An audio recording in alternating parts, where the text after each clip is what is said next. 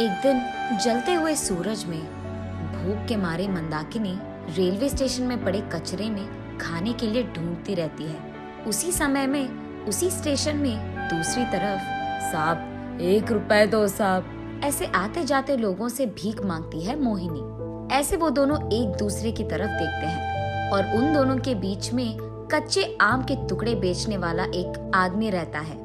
उस आदमी को देखते ही दोनों के आंखों में आंसू भर आते हैं। कैसे थे और कैसे बन गए, कहाँ रहते थे और कहाँ आ गए, ऐसे सोचते दोनों अतीत को याद करते हैं। एक छोटी सी घर में मंदाकिनी, मोहिनी, उनका पिता रंगैया और माँ रत्तालू एक ही घर में साथ में रहते थे। रंगैया बहुत बीमार था। उनको न खाने के लिए खाना था, न ही रंगैया की बीमारी का इलाज करवाने के पैसे। जहाँ देखो उस घर में बदकिस्मती नाच रही थी। बीमारी बढ़ने के कारण रंगैया गुजर जाता है। दोनों लड़कियों के साथ रत्तालू सड़क पे आ जाती है। हाथ में एक फूटी कौड़ी भी नहीं है और दोनों बच्चों भूख के मारे रो रहे हैं। कुछ भी करके इनका भूख मिटाना होगा। ये फैसला करके उन दोनों बच्चों को लेकर सड़क पे घूमते हुए आखिरकार रेलवे स्टेशन पहुंच जाती है रत्तालू। वहाँ इधर उधर घूमती रहती है। उस दौरान उसे वहीं मौजूद एक आदमी कच्चे आम के टुकड़े बेचते हुए नजर आता है। उसको देख कम निवेश के पैसों से ज्यादा लाभ दिलवा सकता है ये व्यापार। ये सोचकर वो फैसला करती है कि वो भी वही व्यापार करेगी। लेकिन उसके पास निवेश के पैसों के लिए एक फूटी कौड़ी भी नहीं होती है। एक जगह पे आम से भरे एक पेड़ को देखती है। वो छिपकर उस पेड़ के सारे आम को चोरी कर लेती है। उसके बाद उन कच्चे आमों का टुकड़े करके रेलवे स्टेशन में नमक और मिर्ची का पाउडर लगाकर बेचने लगती है। कच्चे आम के टुकड़े, कच्चे आम के ताजा टुकड़े, आइए बाबू आइए, एक टुकड़ा खरीदिए। नमक और मिर्ची से बनाए हुए मीठे मीठे आम के टुकड़े, आइए बाबू, एक टुकड़े का स्वाद कीजिए। अगर आपको पसंद आया तब ही खरीदिए। ऐसे चिल्ला चिल्लाकर सारा दिन वो रेलवे प्लेटफॉर्म पे आम के टुकड़ों को बेचते रहती है। ऐसे दिन भर चिल्लाने के बाद उसे कुछ पैसे मिलते हैं। ऐसे उन तीनों को उस दिन थोड़ा खाना नसीब होता है। ऐसे ही अगले दिन भी और थोड़े आम को चोरी करके उनके टुकड़ों को बेचकर पैसे कमाती है। पिछले 2 दिन की तरह ही अगले दिन भी आम को चोरी करने उस पेड़ के पास जाती है, ये सोचकर कि उसे कोई नहीं देख रहा। लेकिन वहाँ मौजूद आम के पेड़ के मालिक को रत्तालू रंगे हाथों पकड़े जाती है। वो आदमी रत्तालू को आम के पेड़ से कसकर बांध देता है। उस आदमी के पास मौजूद कोड़े से रत्तालू को मारने ही जाता था कि मोहिनी मंदाकिनी दोनों उस मालिक के पांव पड़कर, साहब हमारे माँ को मत मारो साहब, माँ को छोड़ दो साहब। ऐसे वो दोनों उस मालिक के दोनों पांव पे गिरकर रोते रहते हैं। साहब खाने के लिए चोरी किया है साहब, मैंने पैसे नहीं है साहब, बच्चों को खिला भी नहीं पा रही, खाना खाकर बहुत दिन हो गए साहब, इसलिए चोरी करना पड़ा। ऐसे रत्तालू रोते हुए उस आदमी से कहती है। लेकिन फिर भी वो मालिक कोड़ा से रत्तालू को मार नहीं जा रहा था।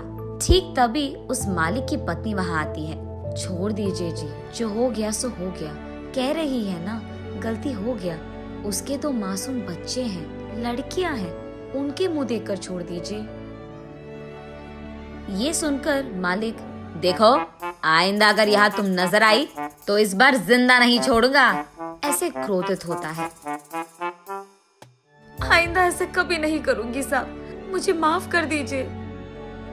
तब वहाँ उसके दोनों बच्चों को लेकर रत्तालू निकलने ही जा रही थी कि मालिक की बीवी वहाँ आकर, ये लो, ये कच्चा आम लेकर जाओ और कभी भी चोरी मत करना, ऐसे कहती है। वो आम लेकर, जी मैम साहब। वहाँ से उस आम को उसके दोनों बच्चों को लेकर रत्तालू घर जाती है। उस पके आम को दोनों में बांटकर खिला देती है रत्तालू। बचे हुए बीज को वो बाहर बरामदे में फेंक देती है। उस रात पूरा वो अपने बच्चों को अपने पास सुलाकर रोते ही रहती है कि उसकी जिंदगी भला ऐसे क्यों हो गया। अगली सुबह जब रत्तालू के बच्चे दोनों बाहर आते हैं, ये देखते हैं कि उनके घर के बरामदे में भरा सा आम का पेड़ था। रातों रात उगे इतनी बड़ी आम के पेड़ को देख दोनों चौंक जाते हैं। वो ये अपने माँ को दिखाकर कुछ देर बाद तीनों होश में आते हैं।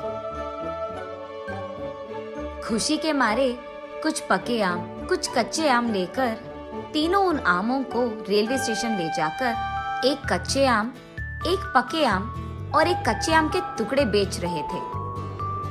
उस दिन से वो जितने भी आम पेड़ से तोड़ रहे थे उतने ही अगले दिन तक उग रहे थे। ऐसे वो लोग एक साल में सारे गर्मी के मौसम में जितने भी आम आते थे उनको भरपूर बेचते थे। ये करके आए हुए पैसों से वो बाकी सारा साल भी खुशी से जी लेते थे। ऐसे कुछ साल गुजर जाते हैं। मोहिनी और मंदाकिनी भी बड़े हो जाते हैं। रत्तालू बीमार होती है और उसके गुजर जाने से पहले दोनों बेटियों को बुलाकर ऐसे कहती है, तुम दोनों में बंटवारा करने के लिए मेरे पास कोई जायदाद नहीं है, क्योंकि तुम दोनों को भी पता है कि इतने दिन हम कैसे जिए। हाँ, अब मेरे पास ज्यादा वक्त नहीं है। अब से तुम दोनों एक दूसरे का सहारा बनो। अब हमारे पास सिर्फ ये घर और हमारे बरामदे की वो आम की पेड़ बचा है। इन सब का इस्तेमाल करके तुम दोनों को जिंदगी में सफल होना होगा। ये कहकर रत्तालू गुजर जाती है। उसके कुछ दिन बाद मोहिनी मंदाकिनी से ऐसे कहती है, माँ की आखिरी इच्छा ये थी कि इस घर और उस पेड़ का इस्तेमाल करके हमें सफल होना है। मैं अपना हिस्सा बेचकर शहर जाना चाहती हूँ। कहो, तुम्हें घर चाहिए कि पेड़? ऐसे कहती है। अगर हमारा आधा आधा हिस्सा है तो दोनों चीजों की आधा हिस्सा मिलनी चाहिए ना। अगर घर एक और पेड़ एक ले लेगा तो वो आधे में बंटवारा कैसे होगा? वैसे इन सबको बेचकर आए हुए पैसों से तुम शहर में कितने ही दिन रह पाओगे? यही रहकर हम दोनों एक व्यापार शुरू करते हैं। अगर दोनों का आधा हिस्सा बंटवारा करेंगे तो उनको बेचना मुमकिन नहीं होगा, और वैसे भी मुझे यहाँ नहीं रहना है। ठीक है, फिर तुम ही इन दोनों का बंटवारा कर दो। उसमें क्या बड़ी बात है? घर में आधा हिस्सा मेरा, आधा तुम्हारा। पेड़ का ऊपर हिस्सा मेरा और नीचे का भाग तुम्हारा। ये तो नाइंसाफी है। पेड़ के नीचे के भाग से मैं क्या करूंगी? तो फिर घर और पेड़ के आधे हिस्सों से मैं भी भला क्या ही करूंगी? शहर कैसे जाऊंगी? अगर वो नाइंसाफी है तो ये भी नाइंसाफी है। अच्छा, तो ठीक है, पेड़ के नीचे का भाग तो मेरा ही है ना, मैं उसके साथ जो भी करूं मेरी मर्जी। ये कहकर वो कुल्हाड़ी से पेड़ के नीचे के भाग को गुस्से में काटने लगती है। ये देख मोहिनी क्रोधित होकर, अच्छा तो फिर घर में आधा हिस्सा भी मेरा है ना, मैं उसे कुछ भी करूं। ये कहकर वो उसके हिस्से के घर को जला देती है। कुछ देर बाद आम का पेड़ नीचे गिर जाता है और उनका घर सत्यानाश। ऐसे वो दोनों बिना सोचे समझे गुस्से में ये सब करने के कारण ही उनका जिंदगी पलट जाती है। ना उनके पास काम करने के लिए कुछ है, ना खाने के लिए कुछ। सड़क पे भीख मांगते हुए रह गए। ये सब याद आने के बाद वो वर्तमान में आकर यही सोचते रहते हैं कि सोच के बिना किए हुए इस हरकत का इतना बड़ा परिणाम होगा, ये उन्हें नहीं पता था। लेकिन अब बहुत देर हो चुकी थी। नैतिक दरवाजा खड़खड़ाकर आए हुए किस्मत को और मौके को कभी ना नहीं करते। अगर उनका सही उपयोग नहीं किया तो जिंदगी पलट जाएगी।